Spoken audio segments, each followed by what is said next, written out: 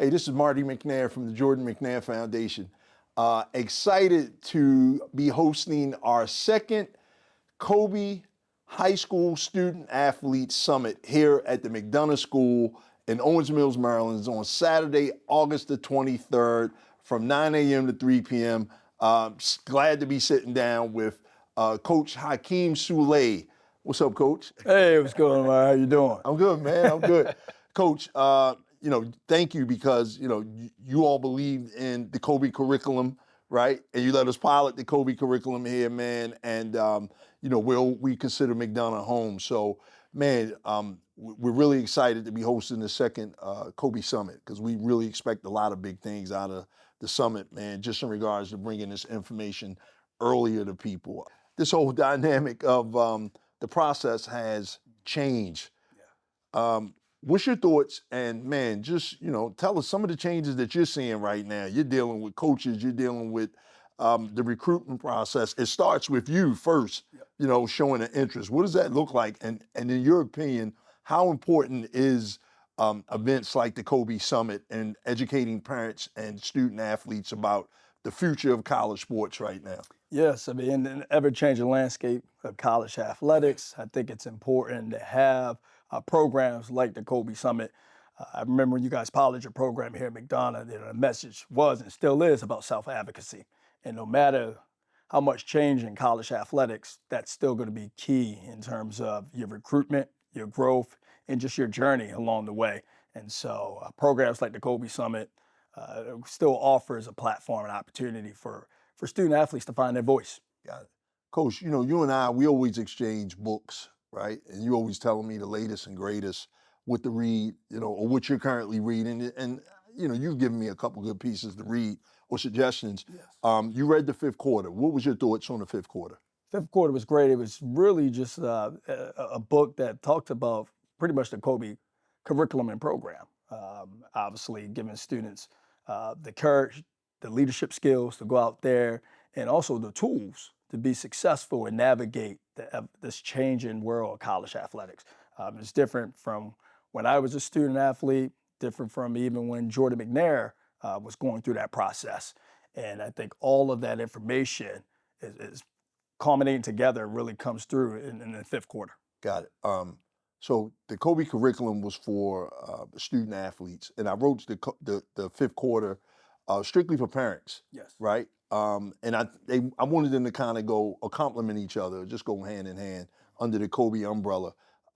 As a parent, what do you think the information was? Because you're familiar with the curriculum and the actual book. Did you think, what was some good takeaways from a parent's perspective on how to support their student athlete in this journey? Yeah, I mean, obviously the biggest thing we just discussed this before this was NIL, navigating that. And as students become more polarized through social media and now the opportunity to earn money, the educational piece to it all really plays a huge part in terms of finding the right school. But then also once you find the right school and you're given this NIL opportunity, what do you do with it? So things in your book in the fifth quarter, you talk about financial literacy, that really comes to light. And that's something that we're trying to educate our student athletes here at McDonough as they navigate this new process. Yeah, so let me tell you, I'm smart enough to know when I need to bring smart people like yourself in. And even when I talked about the collectives and the NIL, that particular chapter,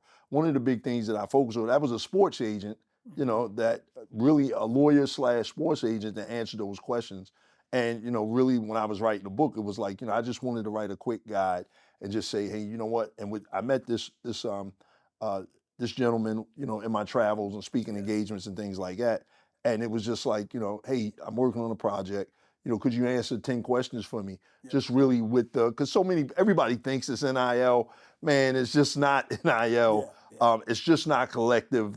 As of July the 1st, it's, pay to play or revenue sharing, man. So this whole concept has changed drastically. And obviously, really people that aren't educated, families that aren't educated, really may get the shorter end of the stick versus the families that are educated. So that was really our whole goal my goal with writing the fifth quarter and really hosting these one-day summits. Yeah. Really, first of all, to host the summit, to really get everybody, the school's attention to say, hey, you know what, we need more of that. And that's how we this is where we propose bringing the KOBY curriculum into the school, right? But again, like this is really what's necessary because again, we got to bring this information to families much, much more earlier than just the 12th grade. Yeah. You know what I mean? Right, right. And like I said, and when you talk about this whole recruiting process and just preparing for college, the information, it's invaluable. You need it. I mean, in order to not only find the right school, but once you find that school, what do you do with those resources and those opportunities? Because our student athletes work so hard to get there, but if they don't have people fighting in their corners, parents really supporting them, parents who are engaged in the process, they're going to get the short end of the stick as it relates to having success and maximizing their opportunity once they're at the university. Got it. Now, and this is the way I kind of look at it now, like my gaze has really opened up where student athletes have really they got so much of a bigger stake in the game of life than they probably can ever even imagine.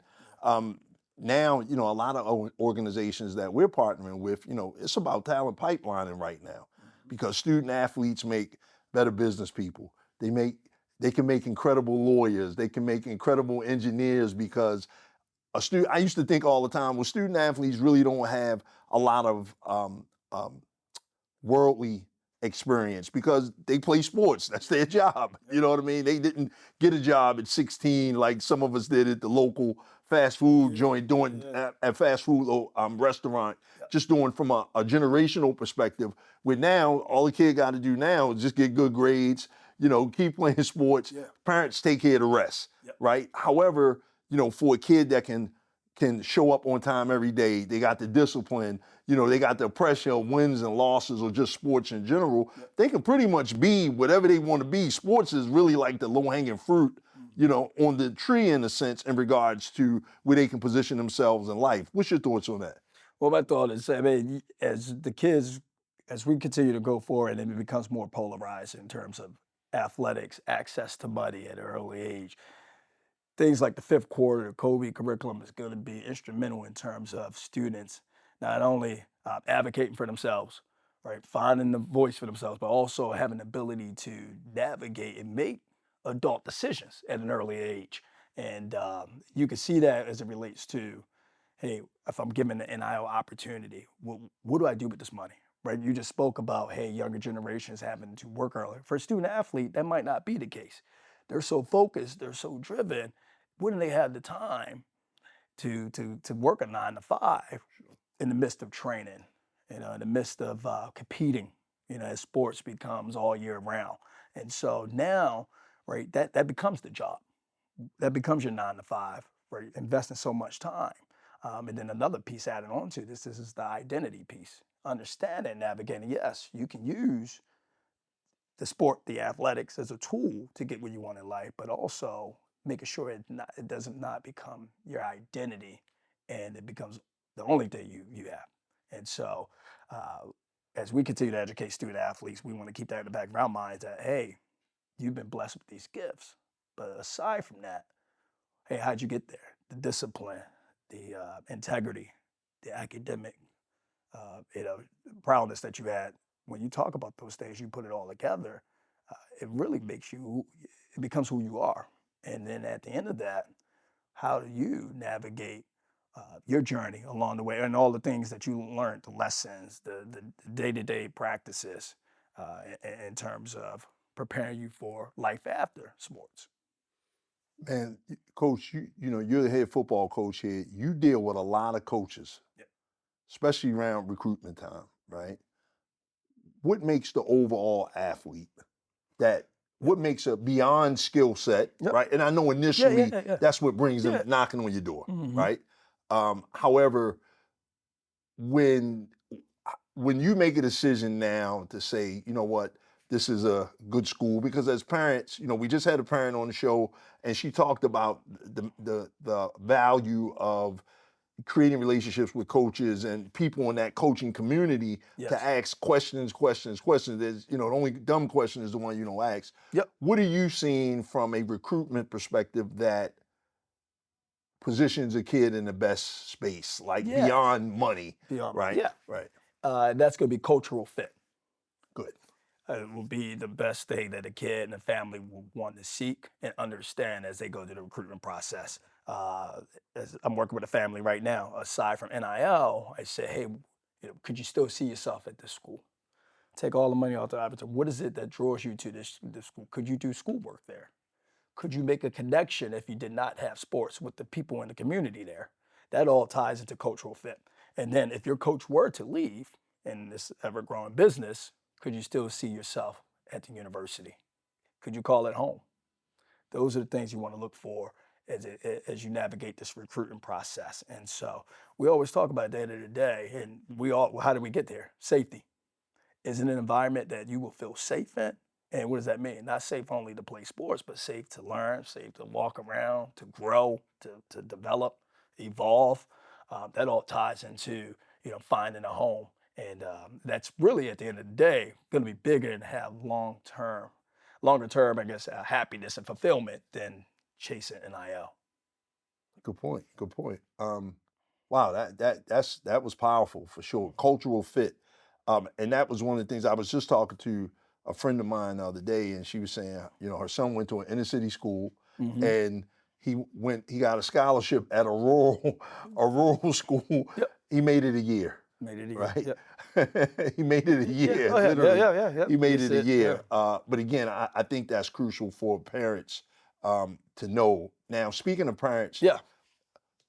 what's some advice that, and this is, whatever you choose to give, like really to parents in regards to this process from your perspective as a coach, dealing with a lot of coaches, right? Yep. Now in this space of everything we dealing with is getting to us earlier. Yeah. So what's your advice when it comes to that, the recruitment process? Yeah.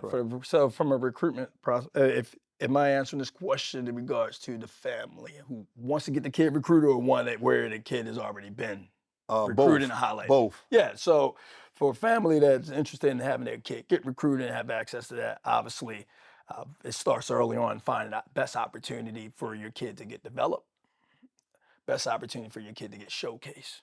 And so those two things, they go hand in hand. So that development, obviously, depending on the sport, can take place with individual training.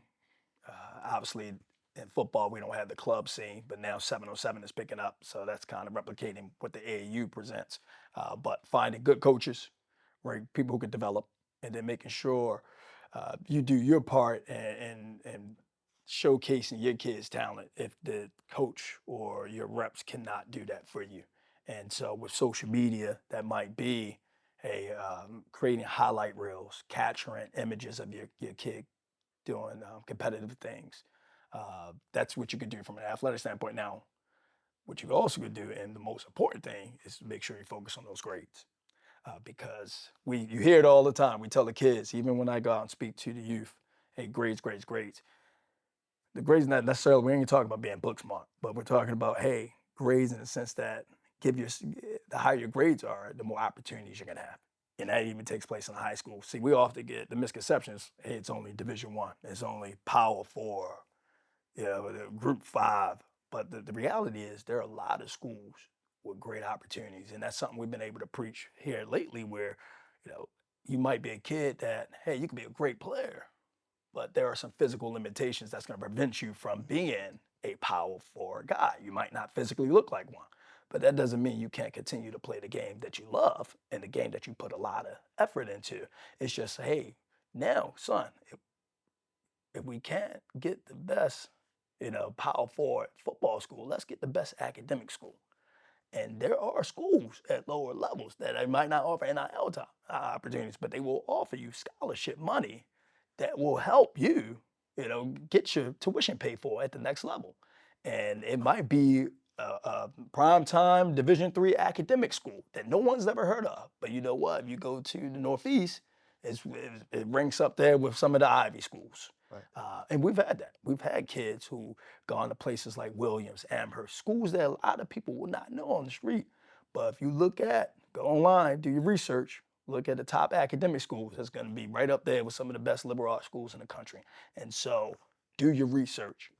as a parent, know there are a lot of opportunities out there aside from the power forwards and what we see on TV. So what you're saying is that there once was a time when a 4-year scholarship did mean something. Yeah. And ultimately, the goal was still, obviously, you want to have the dream in the back of mind to Right. make it Right. to the NFL, but Right. and any other professional sports. But the reality is, when you look at it, the average tenure for a pro athlete is only 3 to 4 years. That's it. So we talk about financial literacy and maximize money. Why not use your gifts and tools to go to a school that, hey, might guarantee you a 6-figure job at the age of 23 years old, and you can sustain it over 30 years. You'll outpace the average career income for an NFL player. Totally agree. Totally agree. I mean, we did it with our man Jansen Dorm. You know Jansen. Yeah. Went to Amherst, with the Williams College, and now he's doing a startup in South Africa. Yeah. Oh wow, Jansen. Yeah. So I mean, you got the guys, and he wanted to go to. Dude, we talk all the time. He wanted to go to Power Four, but it just wasn't big enough. Right. But hey, what did he do? He took care of business in the classroom. Yep. Right. Nobody outworked him on the field. He probably worked harder than any kid that went Power Four. But he had it.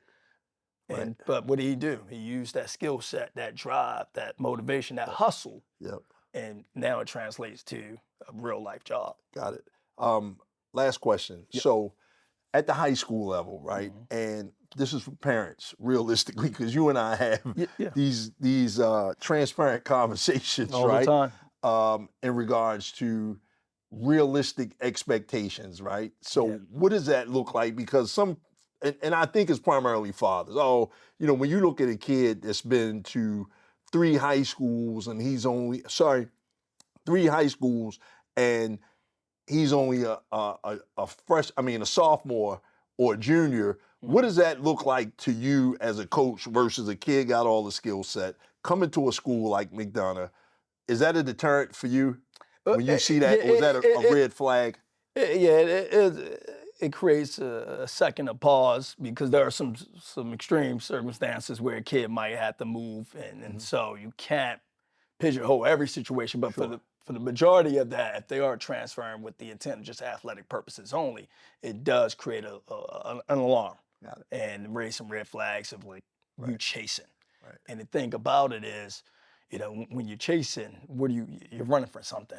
Right? Or you're seeking the best opportunity constantly, because that's not how life works, right? We just can't pick up and go whenever we want to, right? As we add more responsibilities, there's some things we really got to take care of. And so the question becomes, hey, when that happens, what is it that you're seeking? And at the end, it usually doesn't trend well for those individuals as it relates to college, because what happens there, your kid might transfer 3 or 4 times in high school. What's probably going to happen at the college level? You're going to transfer 3 or 4 times at the collegiate level. And the problem there is, how can you gain any traction when you're always running? And how can you, right, at the end of the day, if you want to play, right, you're going to face some adversity along the way. And how do you deal with that? All right. And so it's not as easy as, hey, I show up and I'm going to be handed and gifted something. You're going to have to grind and work your way. And that's the thing from day one is, hey, if you go into college knowing it's going to be a grind, that I'm going to have to competition, you do that and you wait your turn. And sometimes that might not be the best thing. You see it now in quarterbacks, they all transfer and they get rewarded on the football level. So there are some opportunities, some times moments where it makes sense to make changes, but I would just say it does create some red flags along the way if you're always running, transferring, those sorts of things. Got it. I will go on. However, I encourage everybody to get more of this information from subject matter experts like Coach Sule, sports agents, parents of student athletes that are in the process right now, the collegiate process. Please attend the KOBY High School Student-Athlete Summit here at the McDonough School on August the 23rd. Go to Eventbrite. Get your tickets at the pre-sale the early sale. I know they're discounted. And again, we'll have a full day of information with conversations like this, real-time conversations, real-time families, and most importantly, how to prepare your student athlete, not only for life on the field, but life off the field. So join us at the KOBY High School Student-Athlete Summit on August the 23rd right here at the McDonough School. Please register at Eventbrite and hopefully we will see you then. All right, everybody, have a great day. Coach, thanks, man. It's Thank always you. a pleasure to always, share some always. knowledge or make some impact together, man, for sure. Thank you. Always. Thank you.